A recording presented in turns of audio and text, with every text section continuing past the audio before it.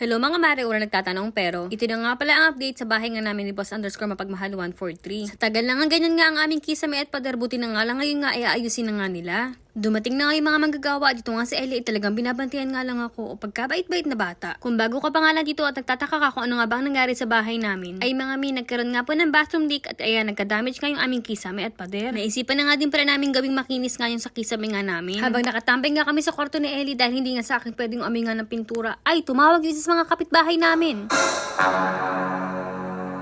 Yung isa nga doon sa mga pagong namin ay nakatakas nga daw at ito susunduin ko. Yung kapitbahay ko, nakalabas daw yung isa sa mga pagong namin. Bakit parang pusta ko si Tortoli ito? Oh my God.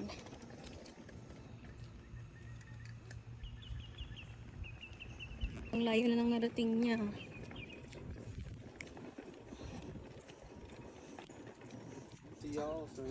It must be Tortoli. Hey! I could pick him up. Can you please? Thank you. Is there a way to do it? Or? Yeah, just grab it on that side. Yeah. Thank you. It's heavy. He's like probably like 60 or 70 pounds now.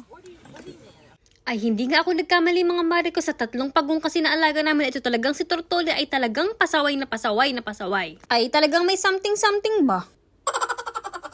Sa kakulitan nga niya mare, kita nyo nga ang shell niya ay kay dungis. Ito talagang si Tortoli, para bang hindi natatakot masagasaan. Buti na lang talaga dito nga sa aming neighborhood ay famous nga sila. Abay nakasakay na nga siya sa wagon ay kita nyo ay para bang gusto pa nga pumiglas. Yung trabador nga dito sa bahay, nagpatulong na nga lang ako para buhatin nga si Tortoli dahil hindi ko nga siya pwedeng buhatin dahil ako nga ay jaunties. Tortoli, pag ikaw nasagasaan. O ano? Huwag ka namang pasaway. Di ba sinabi ko magpakabait ka na? Bakit tumakas ka?